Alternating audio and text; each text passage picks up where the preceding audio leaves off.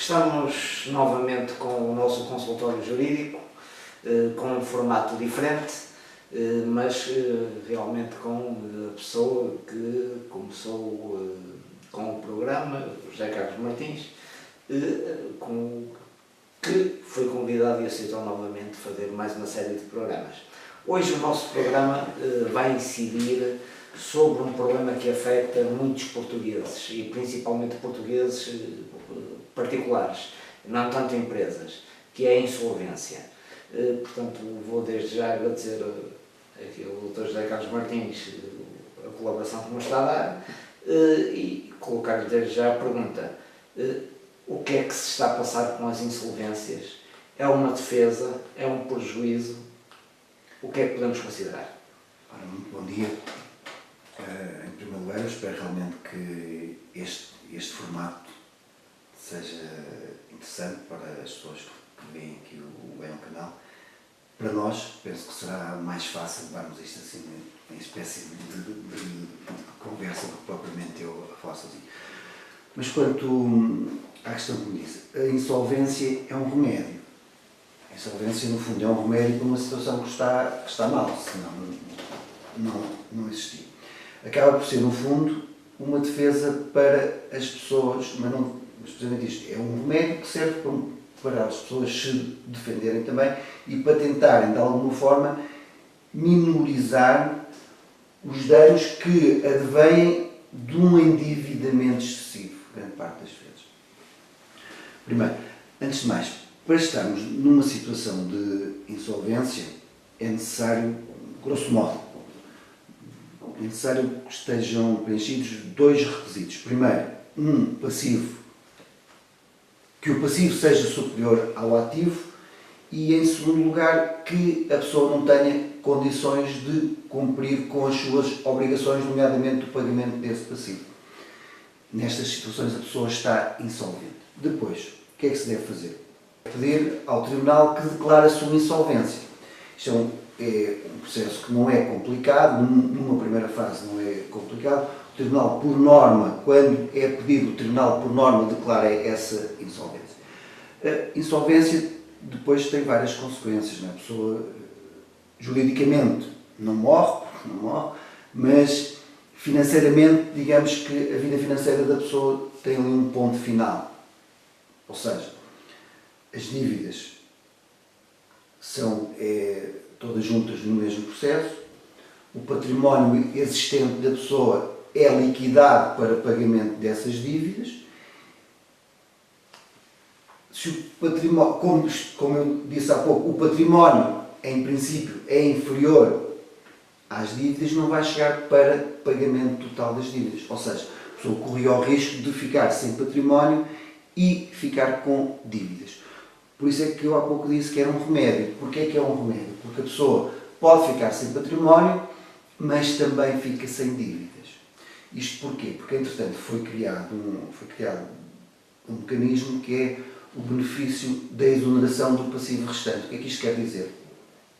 Que a pessoa tem património, o património é liquidado para pagar as dívidas, mas se sobrarem dívidas, essas dívidas no prazo de 5 anos vão deixar de existir, ou seja, o passivo vai ser exonerado. A pessoa tem um rendimento, imaginemos um exemplo concreto, uma pessoa que tem uma casa e deve 300 mil euros.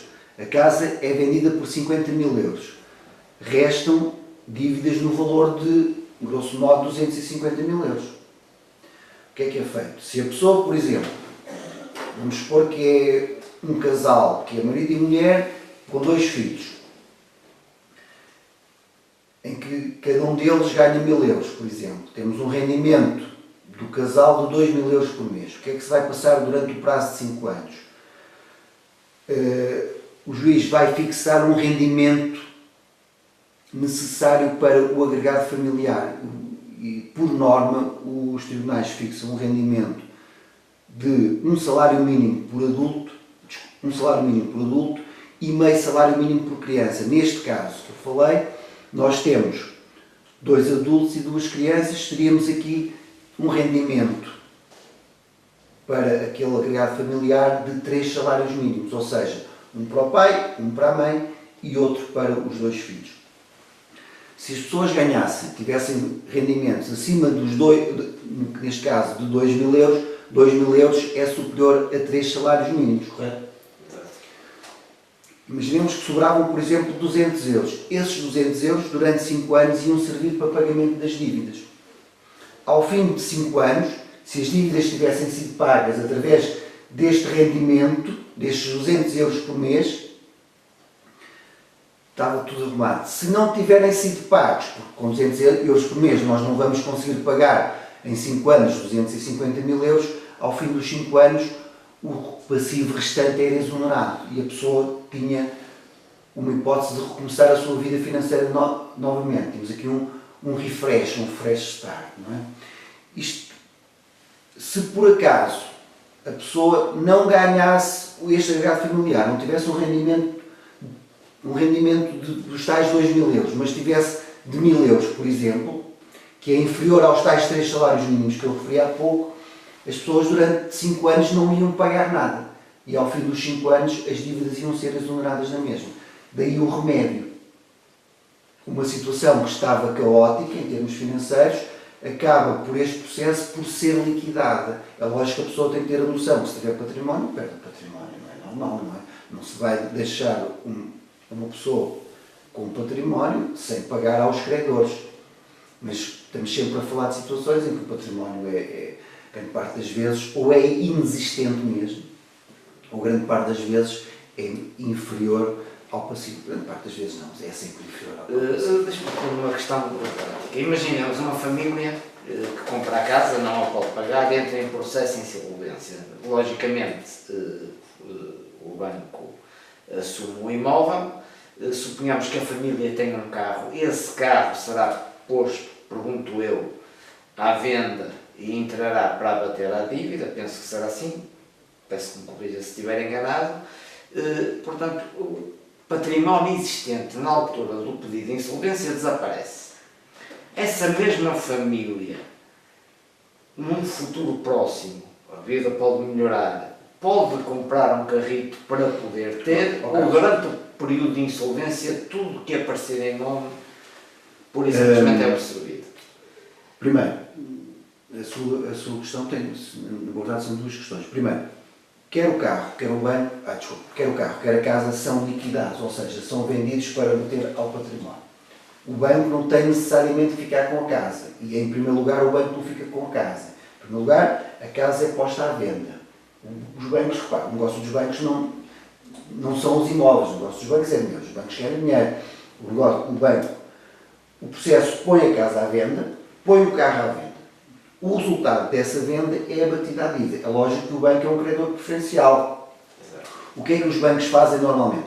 Quando não há interessados na venda, então os bancos requerem a adjudicação do imóvel. E, como diz muito bem, o banco fica com o imóvel. Mas não é automático, percebe, Carlos? Porque, repare, a pessoa pode ver ao banco 40.000 euros e a casa dever 150.000. O banco não vai ficar com a casa pela dívida. Percebe? O banco, mesmo assim, o banco depois, caso o valor do imóvel seja muito superior à dívida, o banco pode fazer uma proposta de aquisição do imóvel. Mas não é automático, o banco não fica com a casa só por ficar com a casa. Ou seja, o património, quer a casa, quer o carro, são vendidos para abater a dívida. Pronto. Depois, a segunda questão. A insolvência não inibe a pessoa de poupar. Porque imagine isto, aquele exemplo que eu dei há pouco, o tal casal com os 2 filhos, a quem é fixado um rendimento disponível de 3 salários mínimos, mas só ganha 1.000. Não tem que pagar dívidas. Não vai pagar dívidas. Mas eles até, digamos, entre aspas, aprenderam a lição.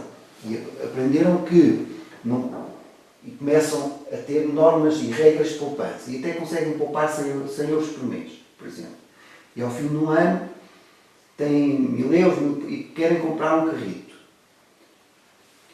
Esta compra pode ser autorizada pelo fiduciário. Quem é o fiduciário? O fiduciário é a pessoa que está encarregue de fiscalizar a vida financeira destas pessoas durante 5 anos. Ou seja, as pessoas não estão inibidas. Agora, não vão entrar em grandes casas, não vai comprar um Mercedes, se justificar, olha, eu vou trabalhar mais a minha esposa, para conseguirmos poupar 1000 euros durante este período, vamos comprar um carrito para irmos para o trabalho, porque os autocarros têm horários complicados, até são autorizados e a compra deste bem está protegida.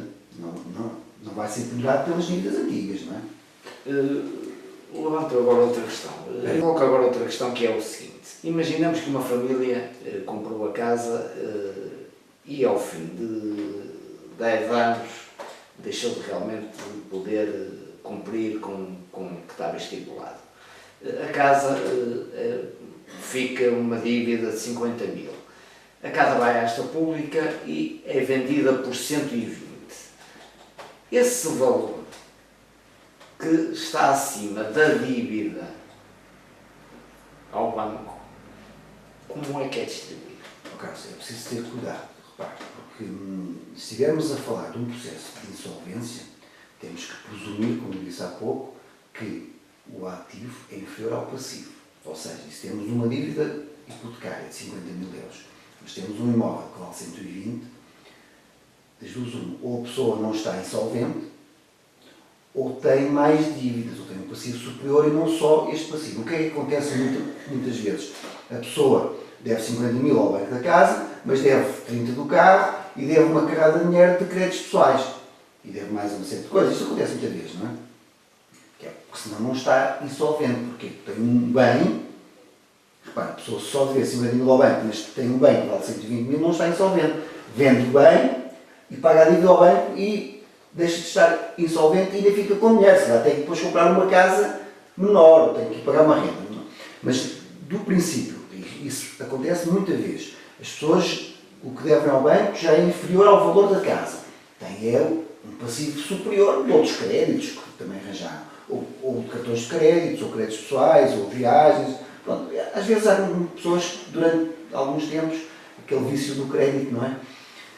Mas nestas situações a casa é vendida. E há os chamados credores privilegiados. O credor privilegiado na venda do imóvel, estando a falar de uma casa de habitação, é o credor hipotecário, é o banco, ou seja, deve 50 mil ao banco, é vendido por 120 mil, o banco é o primeiro a receber. Depois, caso haja dívidas às finanças, à segurança social, são os restantes credores prioritários. Já agora, permita-me interromper. Dívidas à Segurança Social e às finanças... Já lá vamos, Magalhães. Deixa-me só terminar.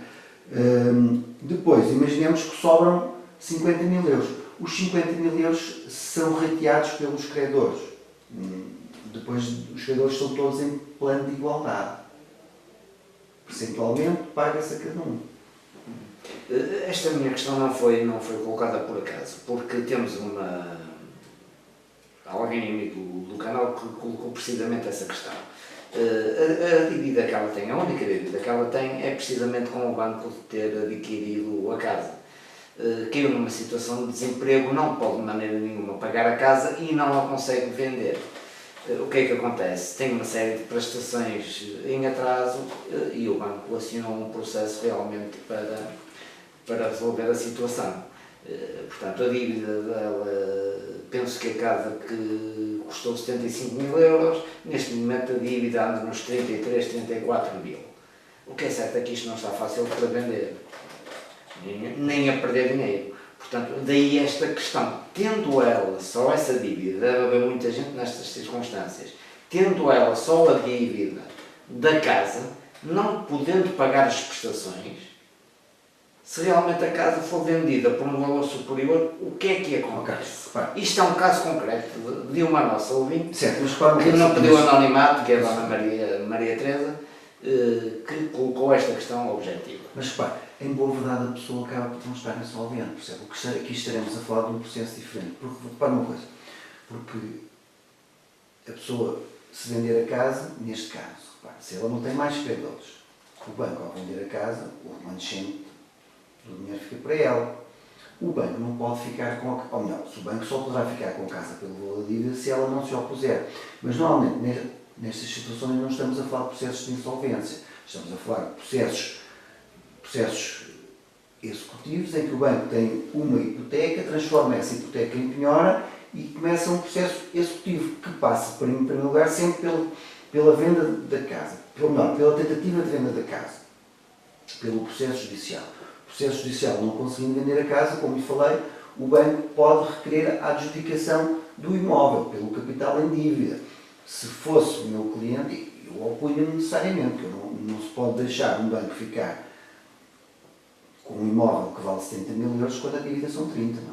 Agora, se ninguém se opuser, o banco pode ficar com a casa pelo valor da dívida. Portanto, neste caso, a nossa... Mas nesta situação é uma situação diferente, não é propriamente uma situação de insolvência. Porque temos o ativo que é superior ao passivo. Embora haja uma incapacidade de cumprir com as obrigações. Foi realmente um processo executivo que foi colocado à Maria Teresa e a qual não está a conseguir realmente sair desta situação. Portanto, o banco acionou a hipoteca, a casa penso que estará a ir a leilão e daí com pertinência ela colocar a casa não é do banco, por exemplo, a casa dela tem uma hipoteca ao banco, terá que ser vendida no processo judicial. Se for vendida, o valor, o remanescente, após o pagamento ao banco, é entregue a ela. Há pouco perguntei realmente as dívidas da Segurança Social e ao Fisco, ao fim desses 5 anos, não se extinguem, mantêm. Às vezes as pessoas confundem, ou melhor, em boa verdade, hoje em dia, quando falamos de insolvência, as insolvências estão um bocadinho na moda, não é? Nomeadamente as insolvências pessoais. E às vezes as pessoas fazem confusão, ou pelo menos não são explicadas como deve ser. Como disse, a insolvência vai liquidar as dívidas, com o tal benefício da exoneração do passivo restante, mas não são todas as dívidas. Ou seja, as dívidas tributárias, quando nós falamos de dívidas tributárias, falamos de dívidas à Segurança Social e dívidas às finanças. Estas dívidas não são incluídas na exoneração do passivo restante. Mas há mais dívidas, por exemplo, dívidas de alimentos. Por exemplo, um pai que deve 1.500 euros de alimentos aos filhos. Estas dívidas não são liquidadas, não são exoneradas com a insolvência. Dívidas, por exemplo, resultantes de factos ilícitos, ou seja, imagina um indivíduo que dá um tiro num e tem que lhe pagar 3.000 euros. Esta dívida também não vai ser exonerada pela insolvência, percebe? Ou seja, quando falamos em exoneração do passivo restante, estamos a falar de dívidas comuns, dívidas aos bancos, dívidas a terceiros. Este tipo de dívidas mais específicas, dívidas tributárias, dívidas de alimentos, resultantes de factos ilícitos, não são exoneradas. Por hoje penso que é tudo. Acho que as pessoas terão ficado elucidadas aqui pela capacidade do José Carlos Martins em explicar realmente as questões que lhe foram colocadas. Contamos convosco no próximo programa. Já sabem que podem colocar as questões enviando um e-mail ou telefonando para o Baião Canal e cá estaremos para tentar responder às vossas dúvidas. Da minha parte, muito obrigado.